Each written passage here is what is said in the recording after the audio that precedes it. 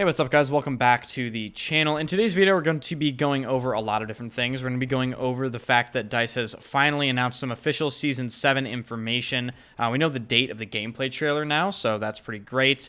And we're going to go over about, 15,000 separate clarifications to the very controversial visual recoil statements that were put out yesterday. Thankfully, some of the clarifications actually do clear up quite a bit, and this is very good. So if you enjoy the content, be sure to hit the like button, subscribe to the channel. I stream every single day at twitch.tv/enders. First link in the description. Drop my Twitch stream a follow. I will, of course, be streaming Season 7 every day. Now then, allow me to get the easy information out of the way first. Battlefield 2042 Season 7 is called Turning Point, and the gameplay trailer for Season 7 will be on March 12th at 4 p.m. UTC. And the official description for 2042 Season 7 in the launch menu of Battlefield 2042 describes it as having new maps, gear, and suburban combat, and apparently that's coming our way. So it's kind of already what we knew, judging off of the little teasers we've seen of one of the maps for Season 7. I'm not sure if both maps for Season 7 are urban combat, but I would not be surprised. And judging off the fact that the gameplay trailer is releasing on March 12th, we can safely assume that Season 7 is going to launch somewhere between March 20th and the end of March. I would be surprised to see it release any earlier than that. Maybe you could say like a week after the gameplay trailer, like March 19th, but you know, I'm not going to speculate. We'll just see when what the date is when they actually tell us the date. So now that we have the Season 7 news out of the way, I'm going to go over a lot of the clarifications DICE made, but before I do that, a word from today's sponsor, War Thunder. Thank you to War Thunder for sponsoring this video. War Thunder isn't your run-of-the-mill vehicle game. You can play over 2,000 different tanks, planes, helicopters, and more. All available free to play on Xbox, PlayStation, and PC.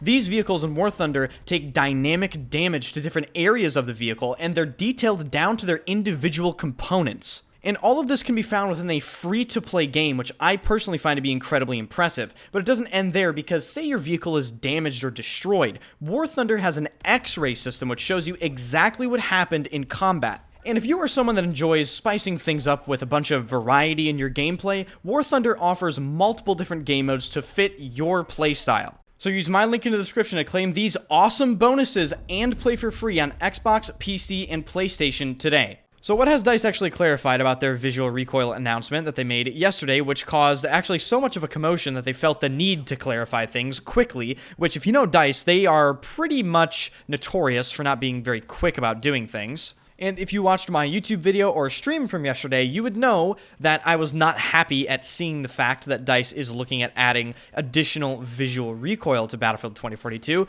because let's face it, visual recoil is a complete misrepresentation of actual recoil and can confuse players, and generally it's just a useless mechanic that I don't really understand. But truth be told, it wasn't even the fact that they were going to add additional visual recoil that truly made me angry. It was this statement that was very unclear from DICE that made me angry. Quote, DICE has also pointed out that visual recoil improvements don't have 0% effect on where bullets go, but spread is not being removed. It's a mix between recoil shown and visual recoil, where bullets will match where your weapon/reticle is aiming at, and sometimes not. End quote. And it's important to note that the specific sentence that really ticked off a lot of people was the unclear statement about where your bullets were actually going to be going, whether it's the sight or around the sight, or, you know, they made an unclear statement. So they clarified that today, and this is what they said in response to somebody in the official Battlefield Discord. Also not really true. Aim point is your reticle will work as it does right now. You won't have bullets going where you're not aiming, excluding spread, of course. End quote. So it seems that my main concern from yesterday is remedied, and I don't have to worry about my bullets essentially just going wherever they want. So that's actually really good. This means that the changes that are coming in Season 7 in terms of visual recoil are mainly going to stay visual, which is of course how they should stay. Now, there's a debate whether or not they should even do this. In my opinion, no. They should not do this. Visual recoil is a useless mechanic. Just increase the audible, experience in Battlefield 2042. Change the weapon audio so they're more satisfying. If you want to give the weapons more punch, there are many other ways to do it other than adding an annoying, unnecessary visual recoil mechanic to Battlefield 2042. Now, on top of these statements made by this developer, DICE also clarified that it's, quote, an effort to keep the reticle as close to center as possible, end quote.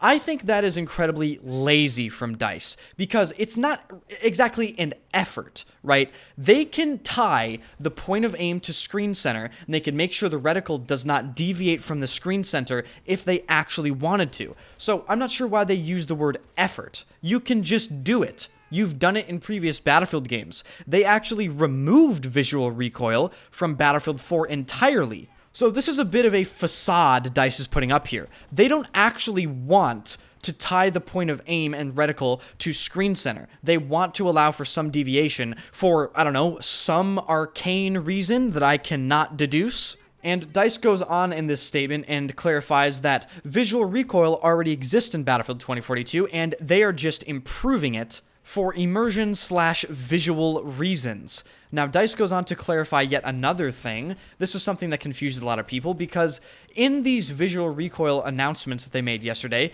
they only showed a few categories of weapons, which led people to ask questions if these weapons were the only categories that were getting affected by these changes. DICE clarified today that all weapon categories are going to see these visual recoil changes applied to them, so don't worry, snipers are going to have them, sidearms are going to have them, shotguns and crossbows and all sorts of stuff. So overall, these changes aren't as bad as people initially thought, including myself. However, I still question why they're doing this. I just don't really get it, if I'm being completely honest with you. I understand some people aren't satisfied with the way the weapons look while they're shooting, but at the same time, guys, this is Battlefield 2042.